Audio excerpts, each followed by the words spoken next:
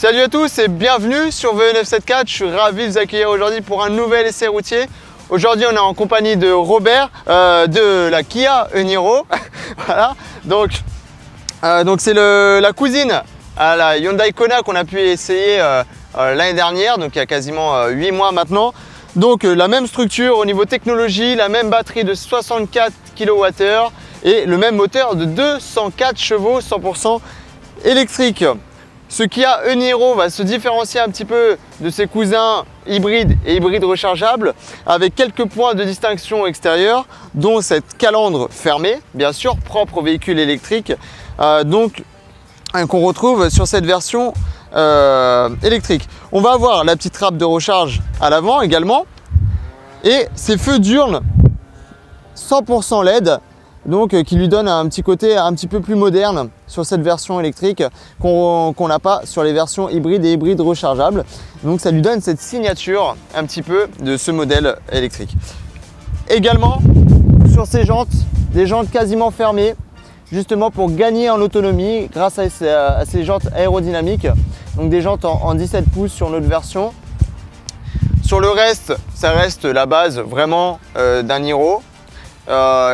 Pas grand changement justement, et tant mieux puisque déjà les anciennes versions, donc les versions hybrides et hybrides rechargeables, étaient déjà très appréciées. Voilà pour ce qui est la partie extérieure. Venez avec moi, on va faire un petit tour à l'intérieur et je peux vous dire qu'il y a pas mal de place dans ce petit e-Niro. C'est parti.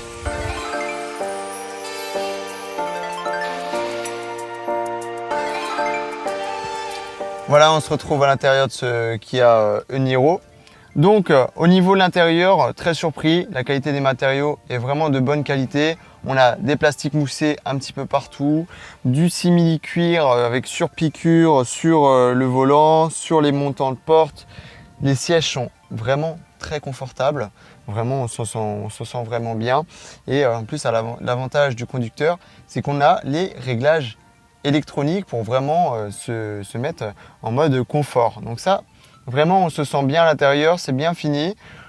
Franchement, un petit peu surpris, et c'est une très bonne surprise, c'est vraiment très agréable.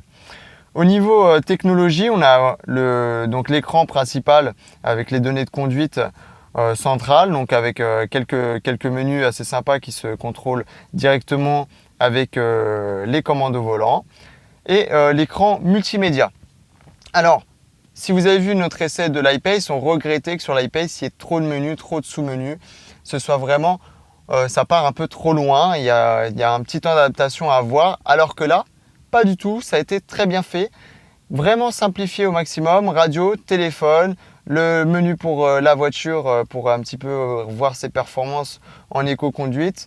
Et sinon, il n'y a pas trop. C'est vraiment très simple d'utilisation. Ça, c'est vraiment un très bon point. On l'avait déjà vu sur le Hyundai Kona, donc c'est la même technologie embarquée. Et ça, c'est plutôt pas mal. Avec, bien sûr, on retrouve Android Auto et Apple CarPlay. Donc, très appréciable pour enregistrer directement son téléphone. Et avoir le GPS, puisque oui, bien sûr, il n'y a pas le GPS intégré. Donc, ça, c'est un petit peu dommage. Mais avec l'Android Auto et l'Apple CarPlay, on peut très bien trouver cette solution alternative en mettant Waze. Et en plus, on a les données de conduite en temps réel. Donc, ça, c'est plutôt pas mal. On regrettera également, par contre, ça c'est assez dommage, c'est la radio RDS qui n'est pas disponible sur la version qu'on essaye actuellement. Donc là, on a fait Saint-Denis-Saint-Pierre. On a dû changer plusieurs fois de station pour vraiment avoir une écoute constante de la radio. Donc ça ne change pas de fréquence automatiquement pour écouter la même radio en fonction des villes qu'on traverse. Donc ça, c'est assez dommage. Bon, après, voilà, moi j'utilise essentiellement Spotify directement sur mon téléphone qui est disponible sur Apple CarPlay. Donc voilà, il y a toujours une très bonne alternative, mais on regrettera qu'il ne soit pas disponible sur cette version. Voilà, en tout cas, pour le reste, c'est au niveau habitabilité, je peux vous dire que ce Niro est au top. Il y a de la place partout, on se sent à l'aise, qu'on soit passager, qu'on soit conducteur, qu'on soit devant ou derrière, il y a vraiment beaucoup de place, des rangements cachés un petit peu partout. Déjà, cette console centrale est très bien équipée. On a le rangement pour le téléphone avec l'induction, un rangement en dessous puisqu'il n'y a pas de boîte de vitesse, un rangement central bien fait pour le porte-gobelet sous une sorte de petit volet de très bonne qualité qui est vraiment qui est très bien conçu. le grand coffre central. Vous pouvez même mettre tout votre petit bazar à l'intérieur. Et derrière, vraiment, il y a quand même pas mal de place. 2 adultes seront très bien installés, qu'ils soient grands ou pas. Il y a de la place pour les jambes, il y a de la place pour la tête. Ça, c'est très bien conçu. Et en plus, ça, c'est un très bon point, et on l'oublie assez souvent, c'est qu'ils ont la climatisation. Donc, on a 2 grilles de ventilation à l'arrière qui permet de bien climatiser l'arrière. Donc, nos passagers sont également bien servis de ce côté-là. Voilà. Ensuite, au niveau habitabilité, il ne faut surtout pas oublier le coffre. Et le coffre sur ce Niro est exceptionnel. Alors, je ne vais pas comparer aux autres versions de la marque, mais en tout cas, pour un véhicule électrique, on est vraiment au top. On a un coffre qui fait 451 litres et on peut aller jusqu'à 1405 litres en abattant les sièges, qui nous fait un plancher plat. Et donc ça, c'est vraiment très bien. On peut utiliser tout l'espace à l'arrière de façon optimale, et on a même ce sous-coffre pour installer les câbles et donc le petit triangle de signalisation, etc. qui vont aller se ranger sous le coffre. On regrettera par contre de ne pas avoir de coffre devant sous le capot, comme ça a été le cas sur l'I-Pace, comme c'est le cas sur pas mal de véhicules électriques aujourd'hui, puisque en général les moteurs sont sous les essieux. Là, on retrouve un moteur qui a été installé comme sur un véhicule thermique, avec un moteur qui est installé sous le capot, et donc on n'a pas la possibilité d'avoir un coffre à l'avant, qui est souvent très pratique pour mettre le câble de recharge qu'on utilise le plus souvent. Ça évite d'ouvrir le coffre, on utilise le coffre avant, on prend son câble, on branche le véhicule et c'est parti. Voilà. Pour la partie autonomie et consommation, donc là on vient de faire le trajet Saint-Denis-Saint-Pierre et on a utilisé seulement 19% de la batterie. Alors, pour être un petit peu plus dans les détails, pour ces 19%, on a roulé à une moyenne de 110 km/h avec le régulateur adaptatif. Donc on est vraiment roulé à la vitesse maximum autorisée tout le long. On a eu des petites accélérations assez franches sur le départ de Saint-Denis. Et en plus de ça, on a utilisé la climatisation et la radio. Et de ce fait, on a utilisé seulement 19%.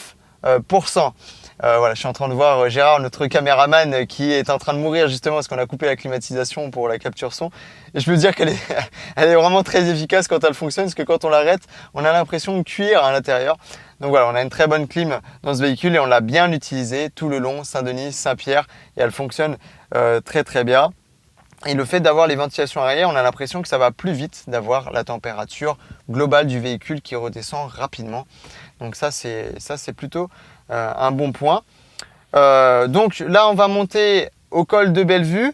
On va voir un petit peu la consommation qu'on a eue. Là, pour vous dire, pour la consommation moyenne qu'on a fait, on a fait 76 km. Donc, on a utilisé 19%. Et on a eu une consommation de 16,7 kWh au 100 km avec cette vitesse maximum de 110 km/h. Donc là, on va voir un petit peu ce que ça consomme en montant au col de Bellevue. Je pense que la consommation risque d'exploser. Donc on se retrouve là-haut. À tout à l'heure sur le col de Bellevue pour la consommation en montée. À tout à l'heure.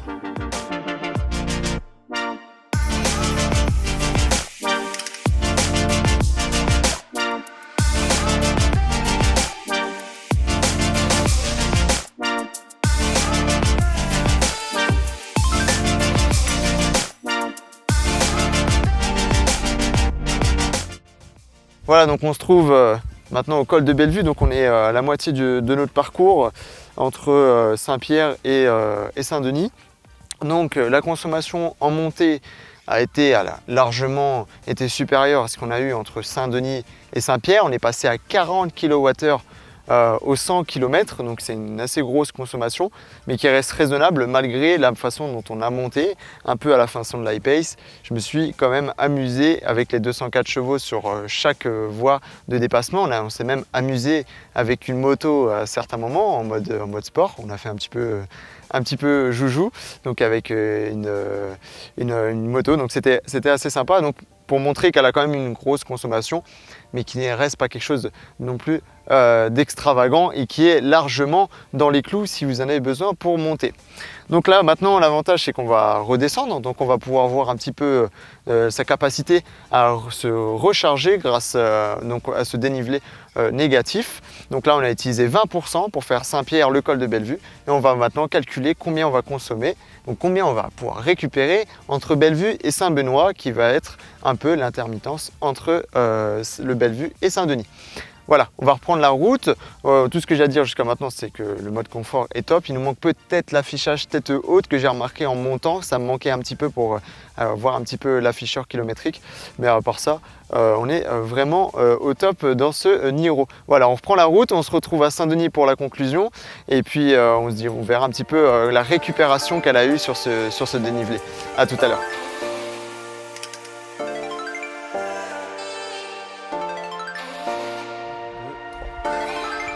Voilà, donc on se retrouve à notre point de départ ici à Saint-Denis. Donc après avoir parcouru donc Saint-Pierre, par les plaines, et ensuite on est revenu ici à Saint-Denis. Donc pour revenir à notre petit trajet qu'on a fait Bellevue jusqu'à Saint-Benoît, on a récupéré exactement 7%. Donc on est passé de 37% là-haut à 44% arrivé à Saint-Benoît, donc une très bonne récupération.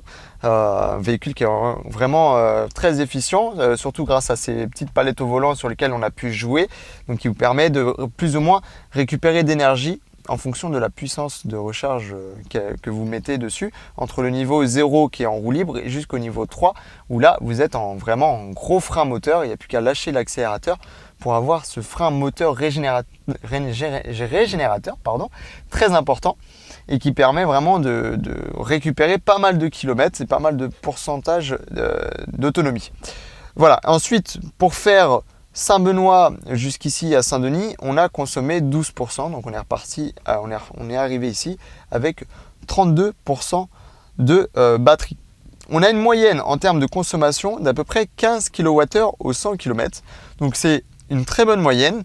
Si on compare avec des concurrentes qui sont même d'un autre gabarit comme la Zoé ou comme la Leaf, il faut l'avouer que c'est une voiture qui consomme très peu, qui est très efficiente, qui au-delà de sa consommation des 204 chevaux, récupère énormément d'énergie grâce à ce système régénérateur qui est très bien fait.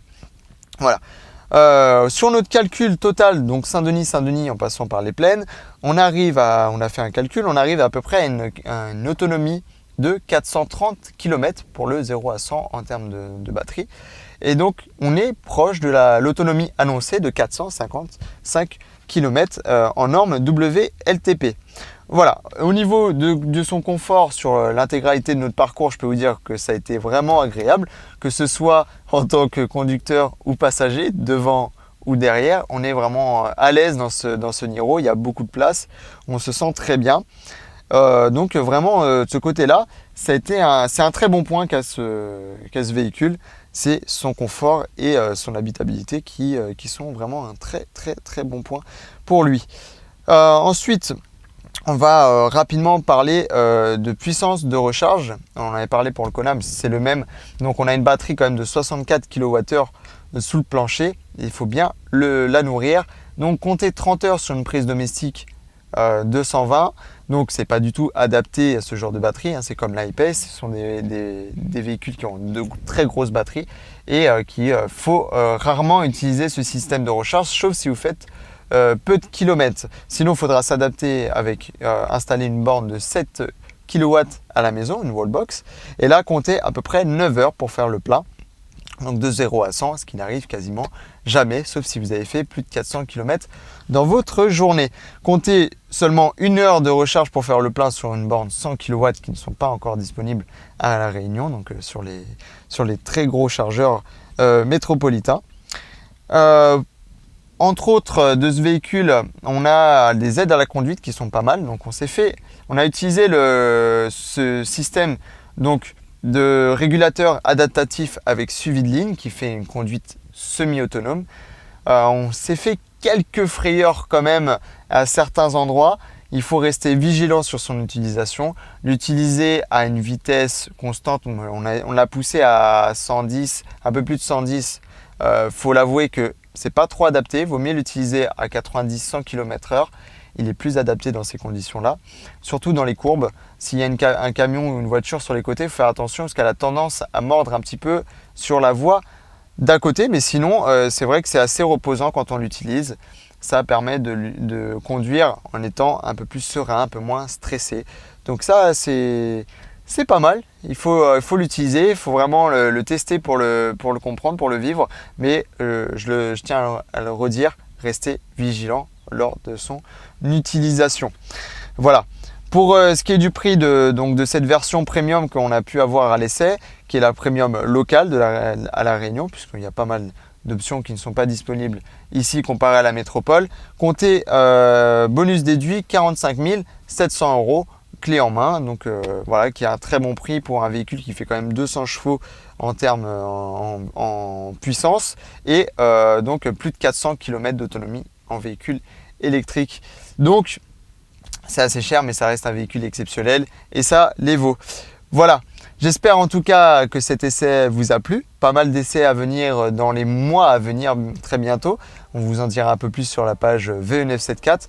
En attendant, je tenais à remercier Pierre Marchal de Anacao Press du prêt de tout le matériel vidéo, de toute l'équipe de VE974 qui est bien sûr une équipe bénévole autour de moi pour ces essais. Et bien sûr, je tenais à remercier le groupe Colors, donc Kia Réunion, pour le prêt de ce véhicule. Je vous dis à très bientôt sur VE974. En attendant, portez-vous bien, restez branchés. C'était Romain. Peace.